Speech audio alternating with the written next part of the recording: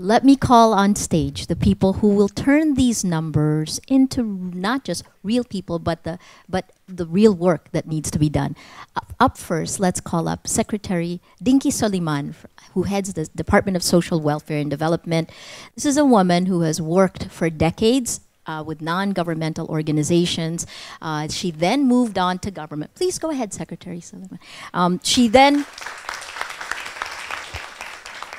She joined government. She headed DSWD under the Arroyo administration, and then had the courage to reverse a position and turn the nation upside down along with the Hyatt 10, and then went on. Now she comes back. She is leading the charge to bring inclusive growth to Filipino homes.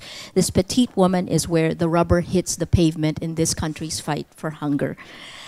The next, another woman, don't worry, we do have one man on the panel. The next woman is Representative Leni Robredo from Camarines Sur.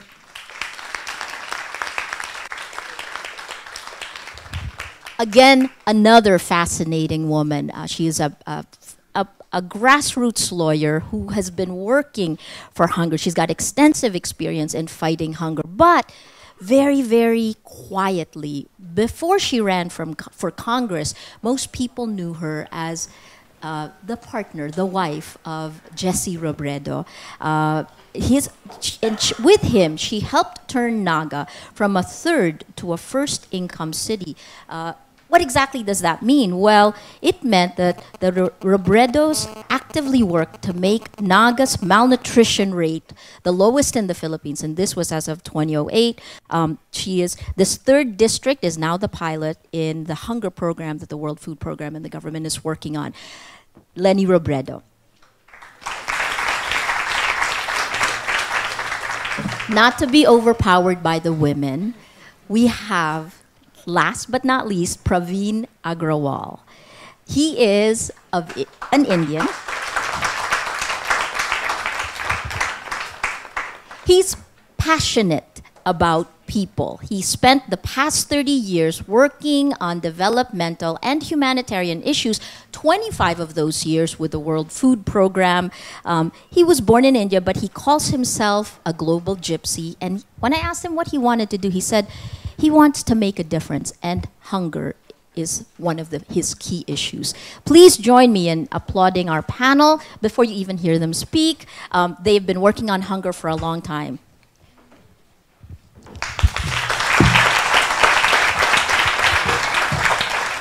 And let me throw the first questions. We've seen the statistics. Why should people care about these statistics? And let me start with Secretary Dinky. People should care about this because it's everyone's responsibility. Why is it everyone's responsibility? Because as Chai already said, this is the future of our country. Because as you saw the numbers, it's really the children who are first and foremost affected in the womb. I don't know if people know, we have been looking at this very intently. When you lack potassium when you're pregnant, the capacity of the brain of the baby already is compromised. And the baby's ability to absorb things in their mind is compromised because of lack of potassium. So from that point to the point of 8 years old are the crucial times that they should be fully nourished, not only in physical, but as well as spiritual and mental. And that's why 0 to 8 years old are the crucial times of a child. And why is it everyone's responsibility? As I said, because these are the people who will be ruling the country in the next generation. So we should all be involved. Representative Robredo, you have been passionate about hunger for a long time. I mean, why? And give us an idea from your lenses. Why is it so important to you? Hunger is not just an economic problem. It spans many disciplines: culture, governance, gender, geopolitical environment. These are the issues that hunger brings to our society. And you know, when I became representative of my own district, I see hunger firsthand. I go home every week. And you know, the problem with hunger is that it carries with it a feeling of desperation and helplessness. The problem of hunger is a very urgent one. And we do not just have to talk about it, rather we have to present concrete solutions to our constituents. And Praveen, you're coming into the Philippines. What does the Philippines look like? We've seen the stats, but from looking at it, how does it look through your lenses? Well, thank you very much, and good morning. I think one of the biggest challenges for the Philippines is going to be not only the traditional roles of hunger, but the income distribution. Looking at the country and the different areas, and then the statistics you just demonstrated this morning so well for our audience, I think one of the biggest issues that we need to start looking at is how do we address some of these income distributions. We can have poverty come down, but hunger, as also Congresswoman just mentioned and Secretary Dinky mentioned, is not a short-term or an immediate problem. We need to look at this over the medium and long term. So are they getting the right food at the right time and in the right quantities? And this requires the utilization of cash, of monies, of income in an appropriate and correct manner. So do we have the resources as families, as households, to address these issues? Are we eating a balanced diet? I mean, are we just eating rice? I know that rice is a staple, and we eat roughly about 120 kgs of rice per person in the Philippines. That's phenomenal. That's very good. But we need to accompany that with meat, with eggs, with fruit, with vegetables, so we have a balanced meal. And Secretary Dinky mentioned about the growth of a child. It all begins there. If the child is not well nourished, then they will have the less potential for growth. And that begins with the mother. If the mother is malnourished, then the child will be malnourished.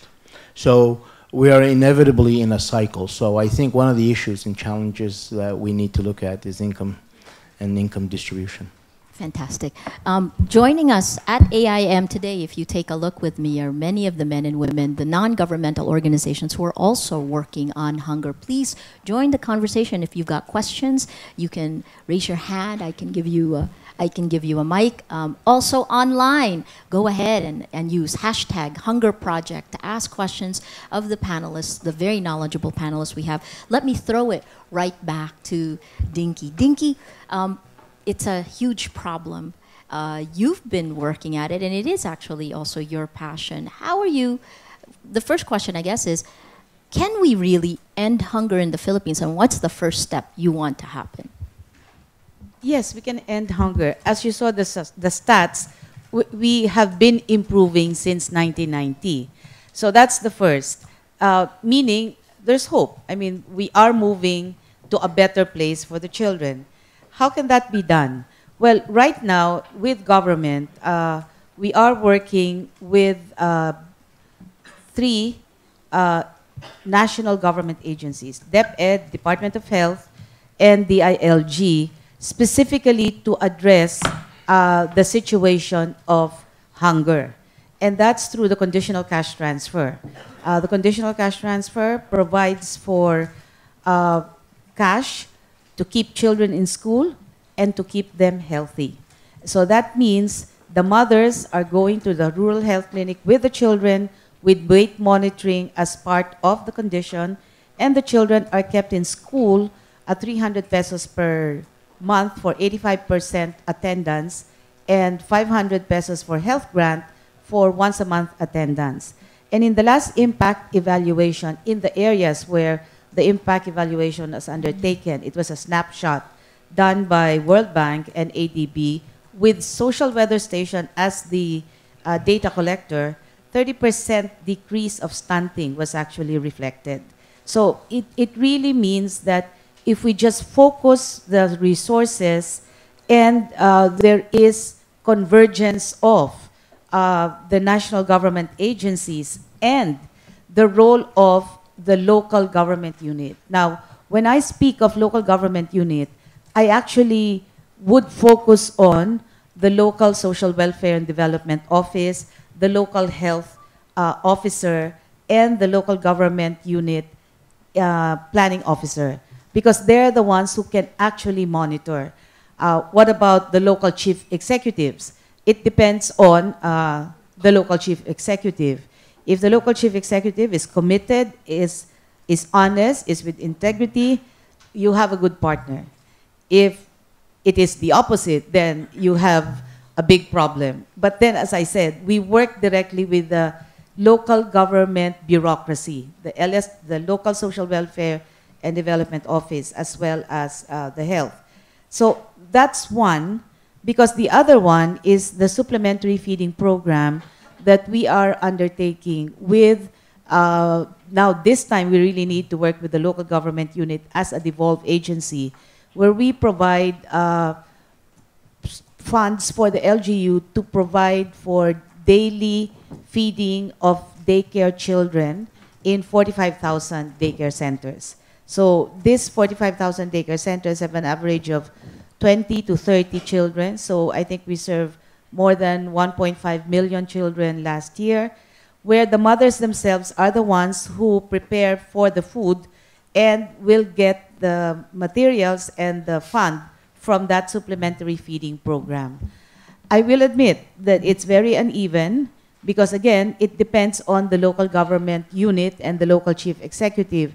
And that's something we want to go into partnership with civil society organizations. But this year, we were given funds to work with DepEd to precisely work with grades 1 to 6 in areas where there are identified wasted children. And this will then be, I think, a more targeted approach to the wasted children. And finally, we are doing massive supplementary feeding now, in addition to all of what I have said, in the Yolanda affected areas, using the donations that had come in for children. Again, that's working with DepEd. That's just the start of the basic things that we do for this problem. It seems so huge. I mean, in the government itself right now, it is facing many problems. And it's running after a ton of things, despite the great numbers that we're getting economically. Where does it stand in terms of priority of the administration? It's a priority. It's part of the first, when we speak of poverty reduction and human development in our cluster, hunger, food security is part of it. And under that, food security includes asset reform, the income distribution that Praveen was talking about, and delivery of the basic services of actual food. Because there are, as already indicated in the stats, there are poor families with children who are already at the level of wasting and very hungry. So it's a high priority for the cluster. Fantastic. And to the local government unit, Lenny, what are the challenges of actually making this work? I mean, you've had experience doing this. Today, what stands in the way? You know, Maria, I would have to admit that I was quite shocked when I started in my campaign for the congressional seat in my district. Because, you know, my husband was mayor of Naga for 6 terms. When he took over, the poverty incidence in Naga was close to 50%. Malnutrition rate then was more than 20%. But even long before his term ended, poverty incidence went down to 20%. Malnutrition rate is the lowest in the Philippines, at less than 4%. And I have to admit that I was only looking at Naga for a very long time. I worked with my husband in many of his community projects. And when I finally became a candidate, my eyes were open to the fact that Naga was an island in a sea of poor governance, poor health stats, poor poverty stats. In my district alone, and Naga is included in my district, poverty incidence is also close to 50% right now. Malnutrition rate is more than 20%. And I discussed this with Secretary Dinky already, that I would really want to do what my husband did in Naga. My husband really made the poor households the suppliers of government's demands. For example, government provides for the feeding programs of daycare children. And the Naga City government made it a point that supplies for that wouldn't be sourced out of the city already. But the city government did a lot of capability building programs in order for poor households to be able to supply the needs of the daycare centers themselves. Meaning to say, in one set of funds, you are able to target income and health problems. That is one. Another is the city government also provides for school supplies, school bags, etc. for indigent school children. Before, the supplies were being sourced out by the city from Divisoria or from other suppliers. But then after the capability training sessions of these poor households, the poor households themselves were made the suppliers of this particular supply. So in other words, the income being generated from that is also felt by these poor households. I had the opportunity to tour Secretary Dinky around. Yeah. One of our biggest suppliers of the daycare program, food for the daycare feeding program, is a PWD woman whom we helped before. And right now, she is running a multi-million food contract, which redounds already to the benefit of the persons with disabilities communities in Naga. And we intend to replicate that outside Naga. There are a lot of success stories in the city, but you know, government has to take an active part in not only providing for the environment, not only providing for opportunities, but taking a very active role in making sure that these poor households will be capable enough. These poor households will be able to compete in an open market. These poor households will be able to stand on their own after some time. And the challenge really is, I think this was mentioned by Secretary Dinky already earlier, it is a case-to-case basis approach with regards to local government units, because not all local government leaders are proactive. Not all of them are open to the idea. We have been selling this very idea to them already. As early as the first month of my being congressman of my district. And the limitation really is that my position is lawmaking. My authority is really very confined in the sense that I do not really have access to funds to be able to push for the implementation of this project Full Blast. I would have to depend on the cooperation. I would have to depend on the local government units on hand. So if we talk of limitations, that is my limitation.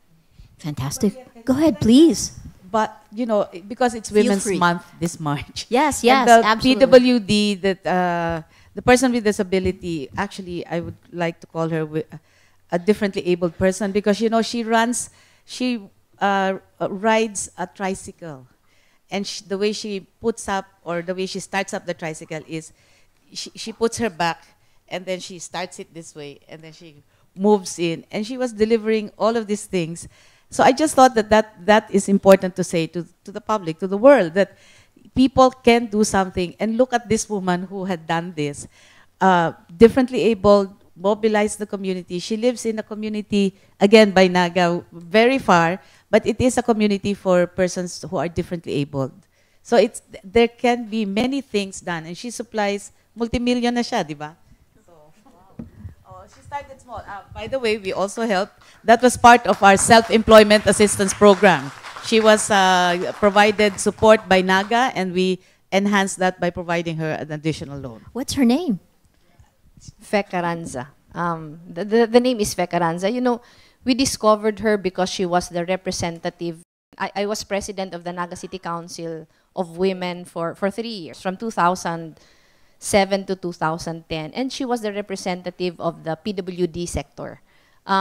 When she goes to meetings, she would be selling to us the soya packets.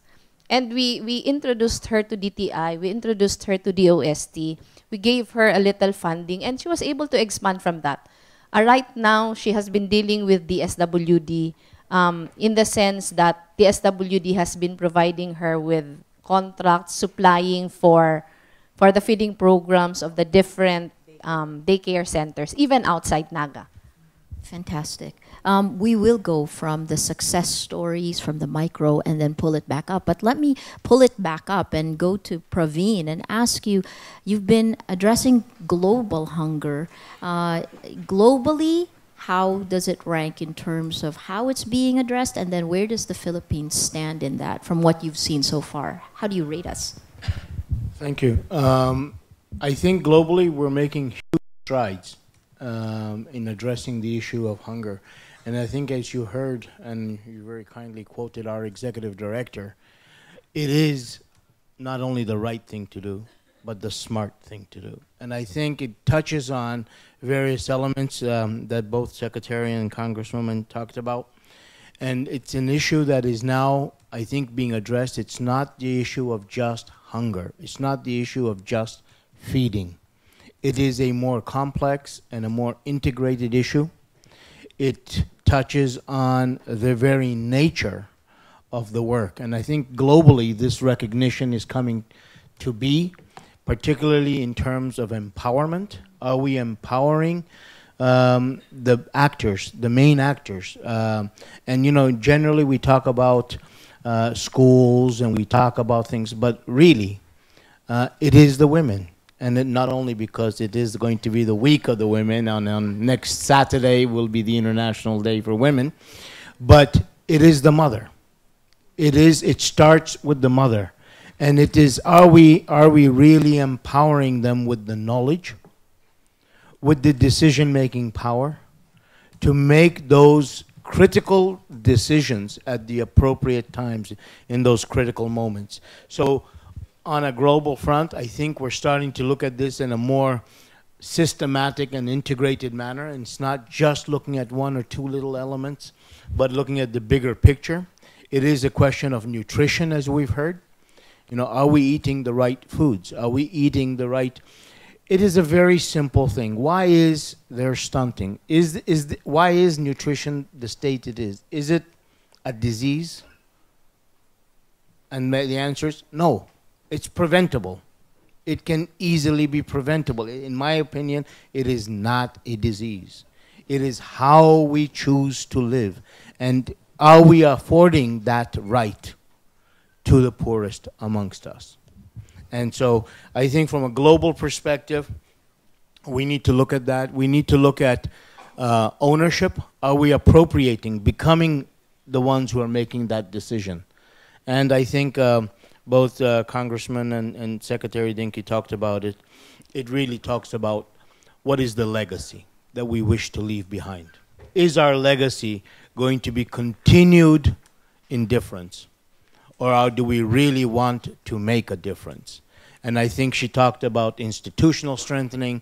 She talked about capacity development amongst the local governments, amongst the local entities, and not only public administration, but I think it involves also the private sector. And every person has a role to play in this. I love this one.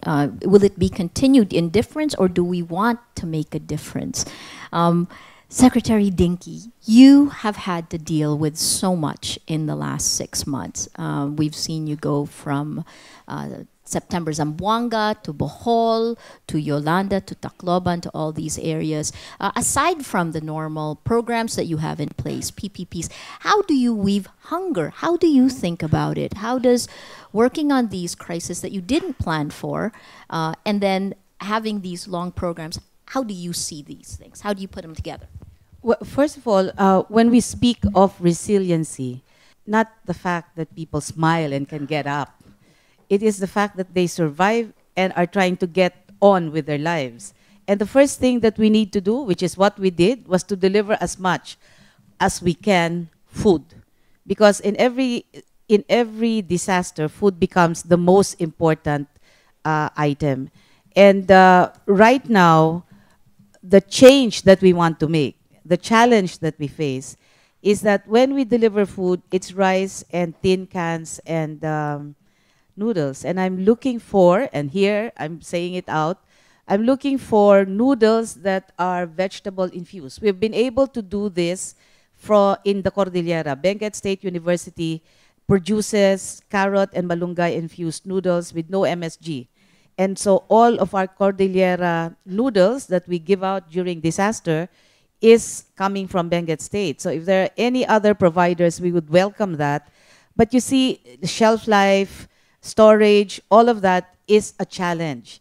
Because providing food is one thing, but providing food that is nutritious is another thing. And we admit, I had to eat also, as the rest of us did, in Leyte and Samar, every day are the sardines, corned beef, meatloaf.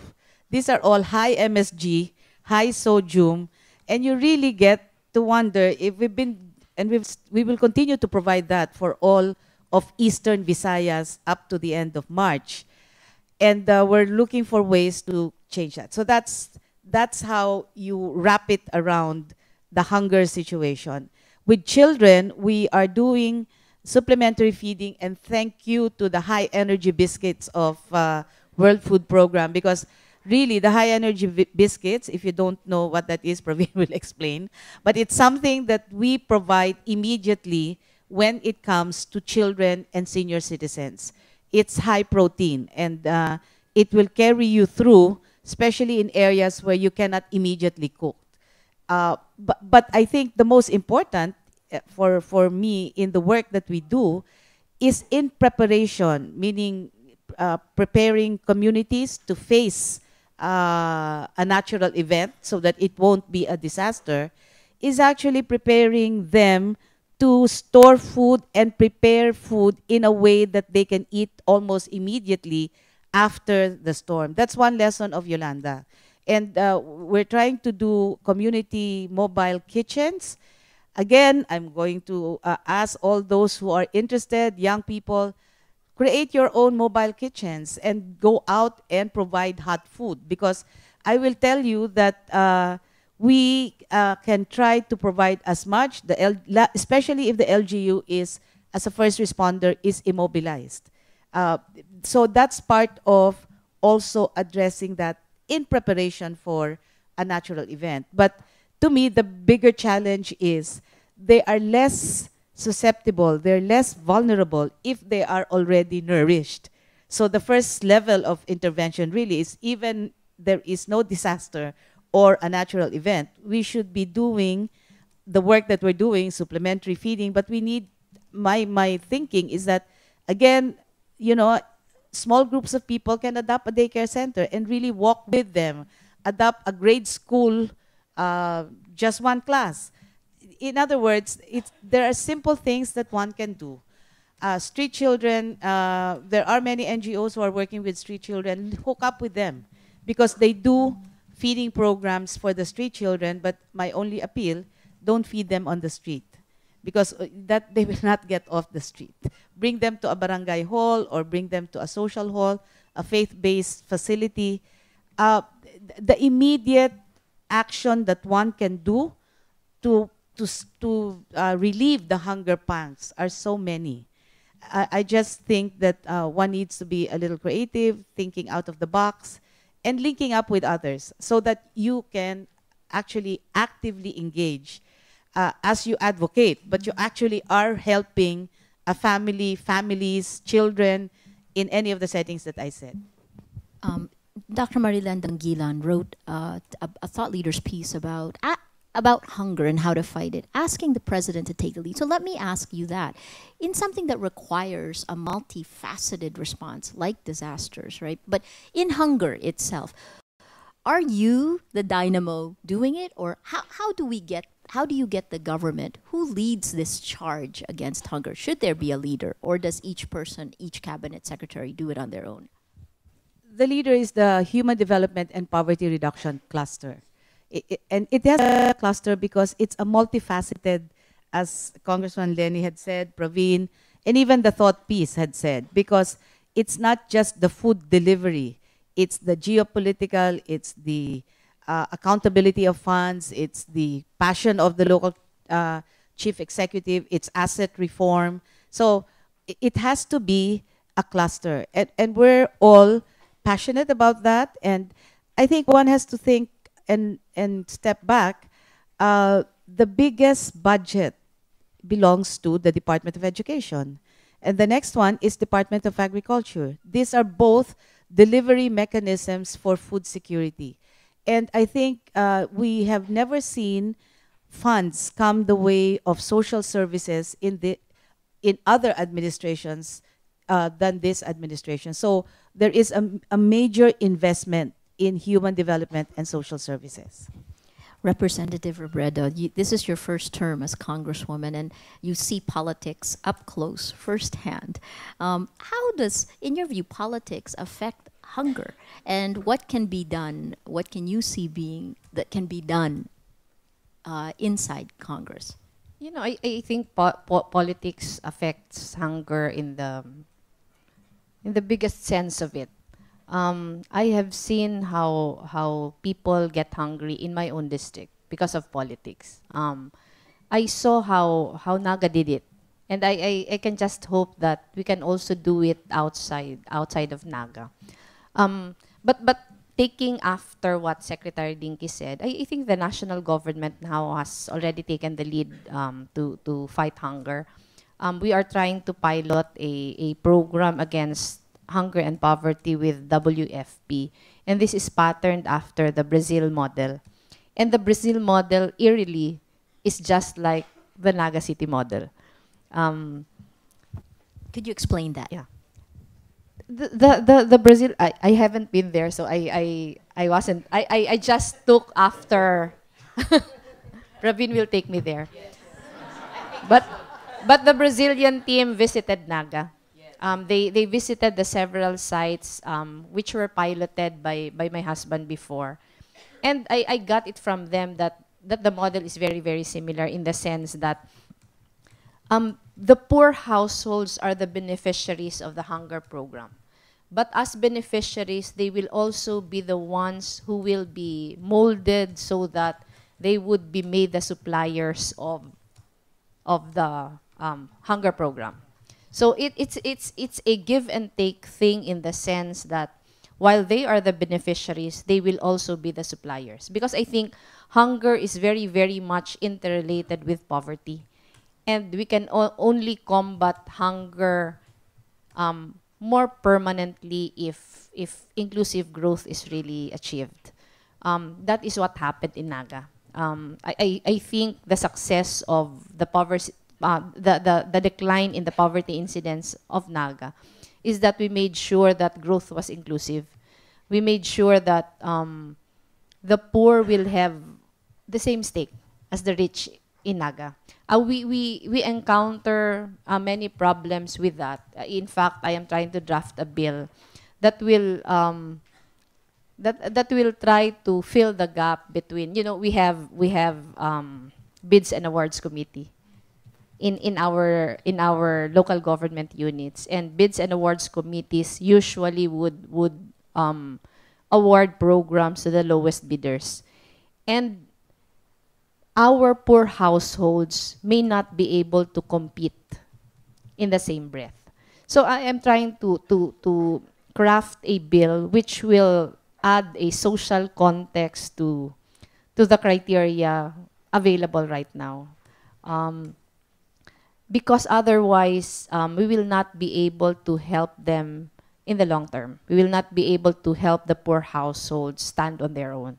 So the capability building is not just training them to produce, but the capability building should extend to helping them compete with all the others.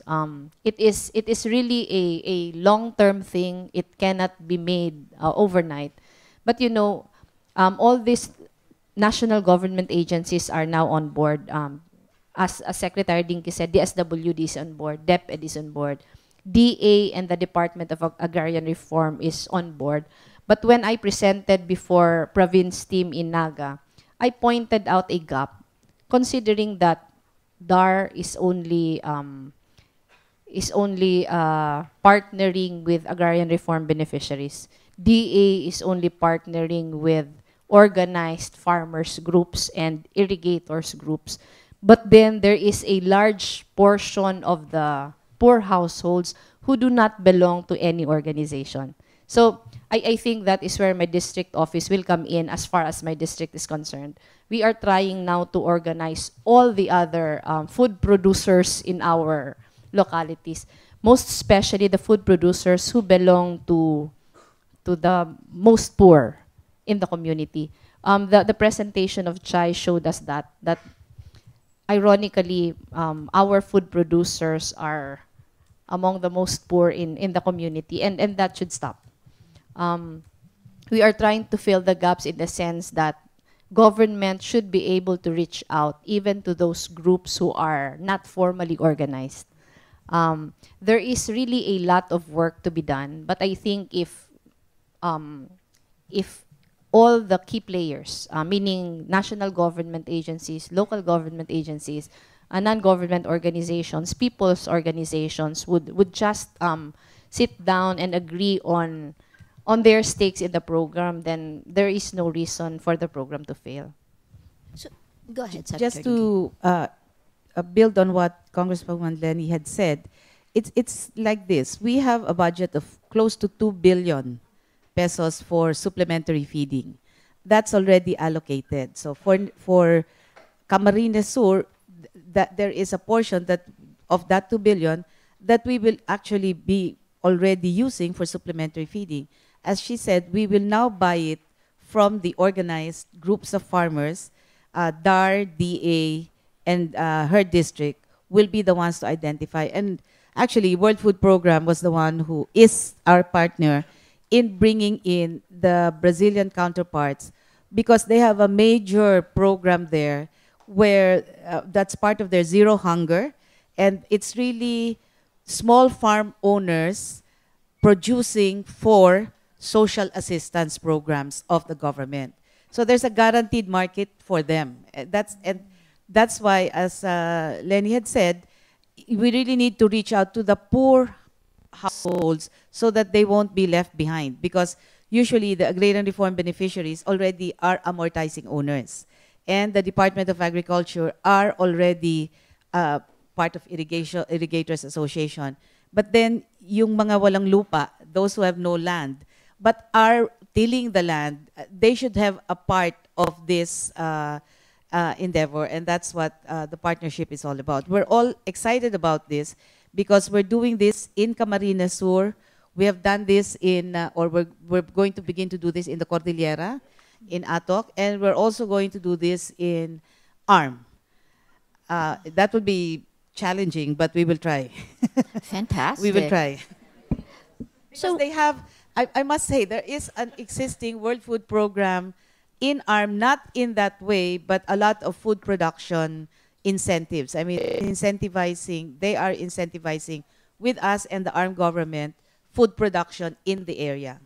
So fair to say that you're really putting in place linkages so that inclusive growth is bottom up. You're creating an ecosystem. That's what you want to do. Praveen, since the World Food Program brought in Brazil, is looking at the Zero Hunger Program of Brazil, describe it.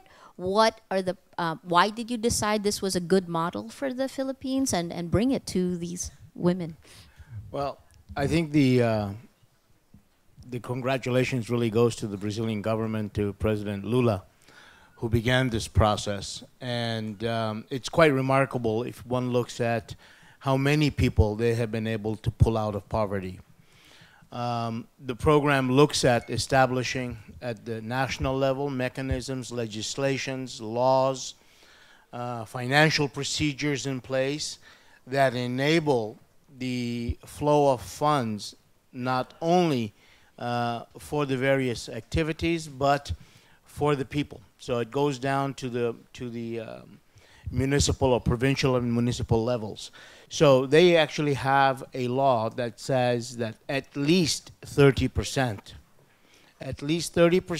of local funds, if they are spent on food, must be from local production. Now, I don't think there is a single farmer, minute, small, medium, or large, that wants anything for free. Yeah, they all want to work. And I think by having markets and by having structures in place, people will take and use the systems. So if we have a credit system and that system requires a guarantee for product, and there is somebody guaranteeing that product and that sale, then the farmer will take the credit. There's no way around it that he will not. He's not going to sit back and say, just give, give, give. Okay? So I think this model addresses various issues. It looks at pricing, so there isn't inflation. It looks at supply to ensure we're doing the right product, so we're not introducing a product and then go through all the steps of initiation of starting up. It's like looking at each area and saying, what do you do best? You know, so if it's coconut, it's coconut. If it's rice, it's rice. If it's sugar, it's sugar. It's identifying that mix of commodities. Also looking at, basic vegetables. You know, potatoes, carrots, corn, cabbage.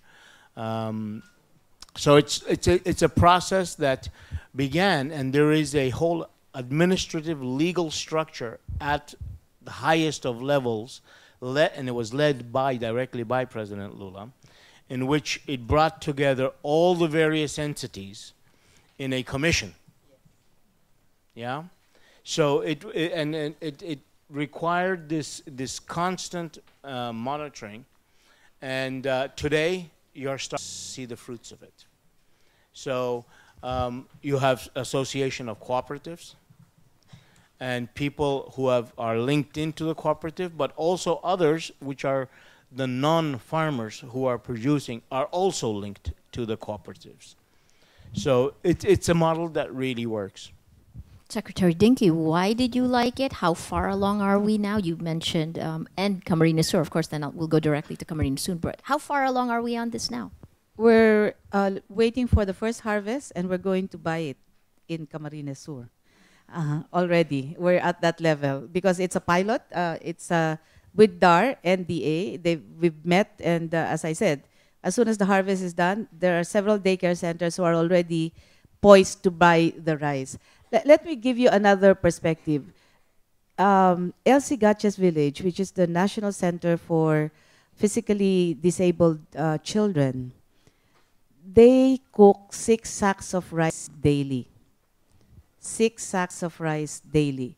So can you imagine if we just buy it from small farmers, the energy it will release in terms of really helping small farmers. So that's the idea of this. So we are at the level of pilot testing it. As I said, the first harvest comes in March or April. We bring it to the daycare centers.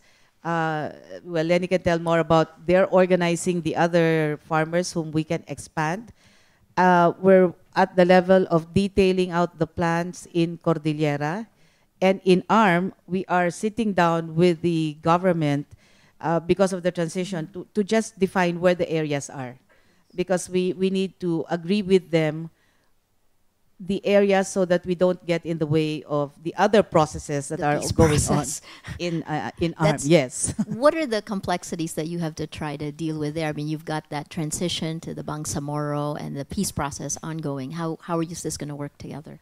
We have to work very closely with OPAP on this because the transition is such that the existing programs that we have is being done with ARM and ARM government right now. And so what we are doing is that slowly institutionalizing it as a program, and that's not just this food security effort, but conditional cash transfer. That's the biggest number that we have, because as you saw, it is the most poor and the most challenged, both on food and on health. And at the same time, putting up mechanisms, which is led by the regional government right now, so that when the transition happens, it can slide in. That it's not rooted in the political structure of ARM right now. That a professional group from the government of ARM is going to manage that process. So it's a bit complex, but we need to work on that. Let me ask on the local government in Camarines Sur. How did you get this to the grassroots? How was it received? How far along is it going in the process? You know, we still have a lot of challenges right now. The first challenge, I think, is changing the mindset of local government officials.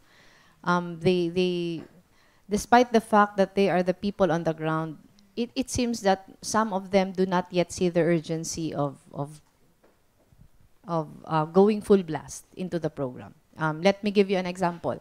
If you look at the budgets of local government units, of the programs that they identified as their priorities, nothing in the list would really answer the hunger problems in their own localities. So we're really trying to deal with local governments who are not responsive to this particular issue. We are dealing with a lot of bureaucratic requirements that really puts a limitation to the program. My example to that is the requirement of the Department of Agriculture, that they can only give supplies, they can only give farm implements, they can only extend help to accredited farmers organizations. And you know, a large bulk of our farm laborers do not belong to any farmers organizations.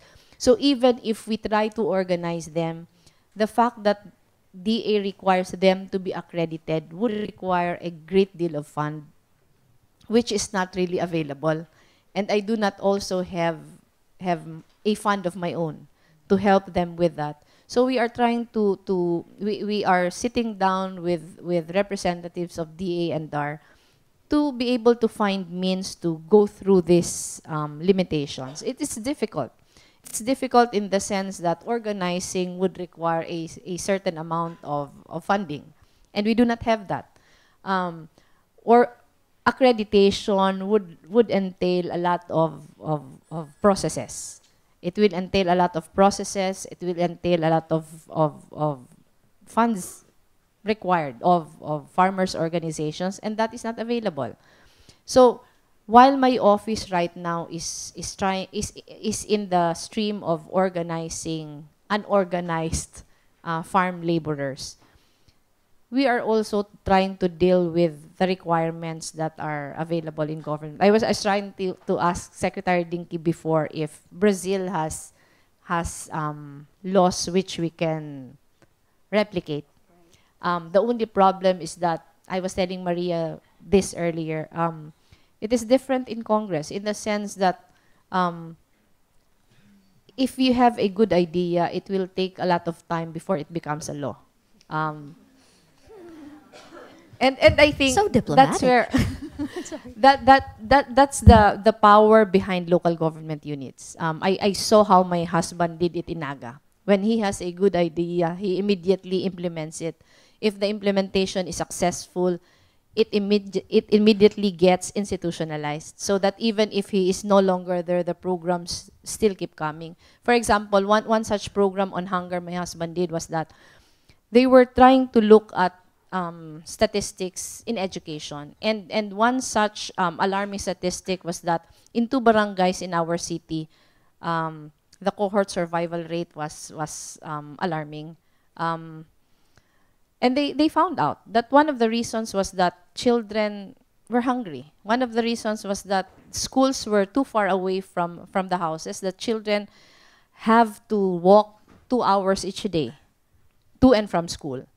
So what the city government did was that it provided funds for free breakfast and lunch for the children.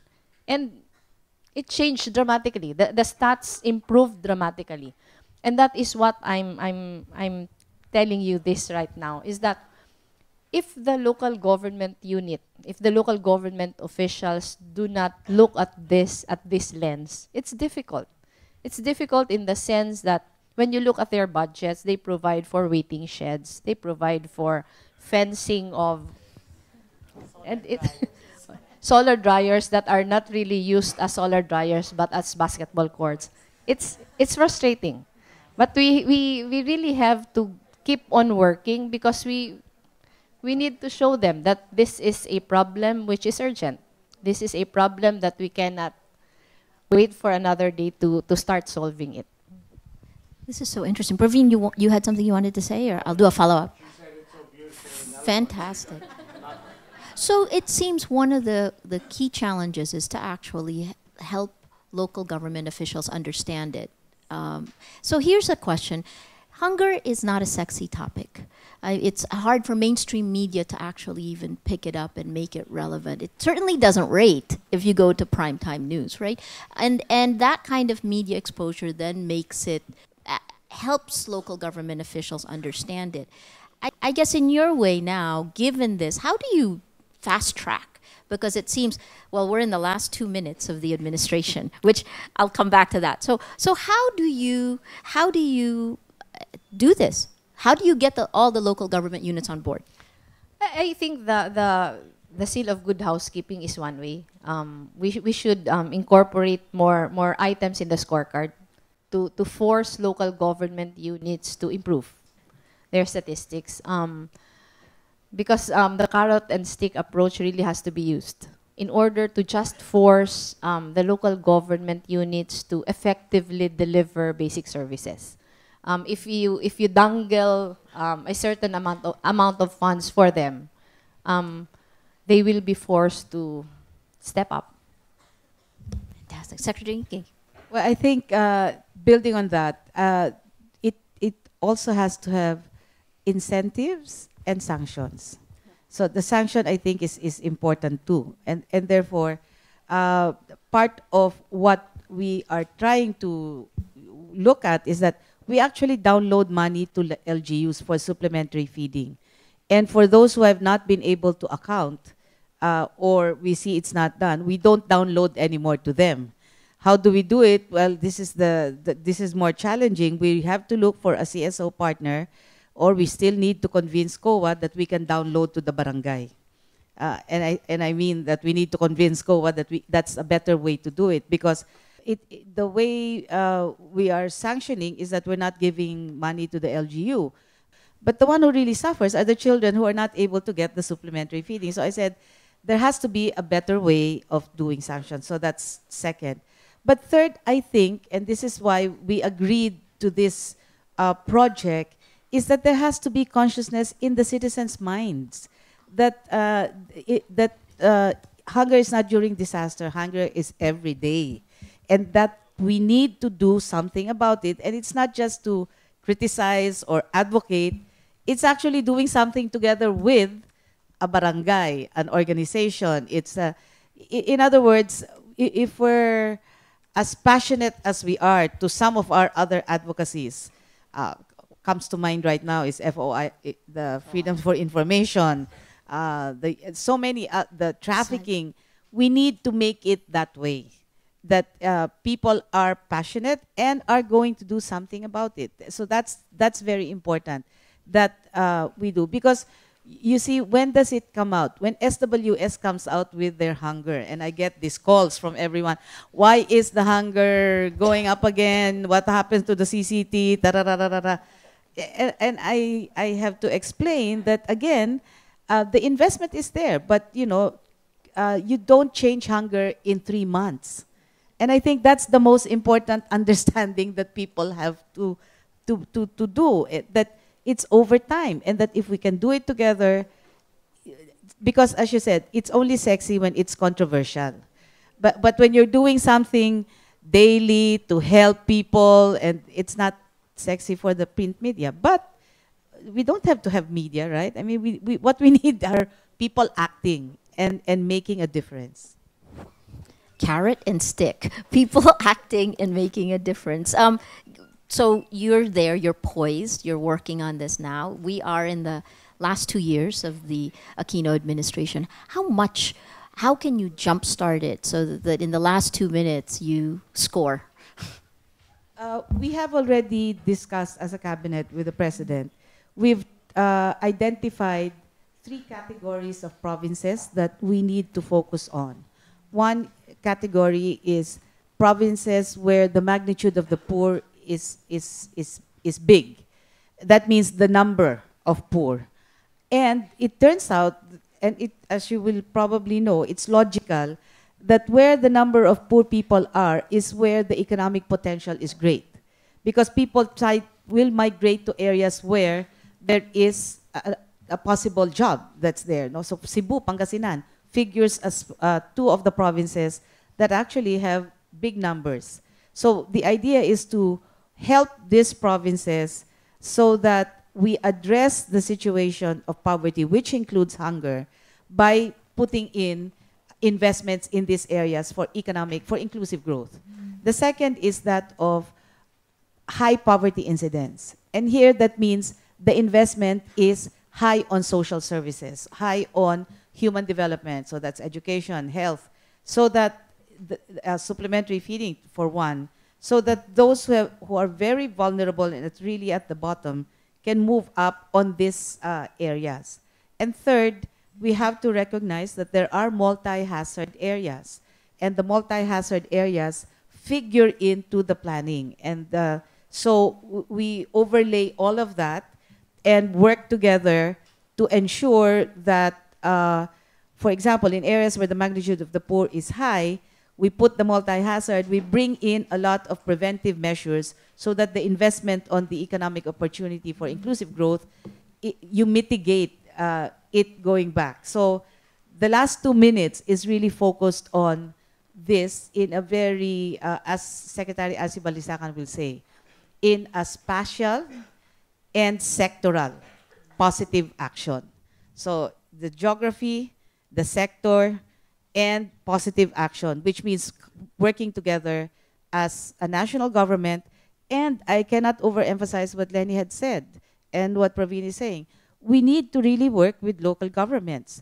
But you know, to make the local governments work, we need citizens' action.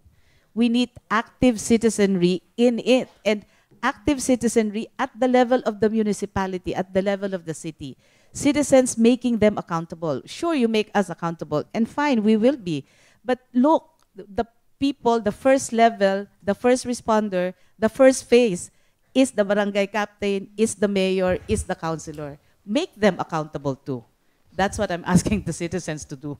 That's fantastic, and that's exactly, precisely one of the reasons why technology can help make a difference in this one now. Keep engaged with #HungerProject.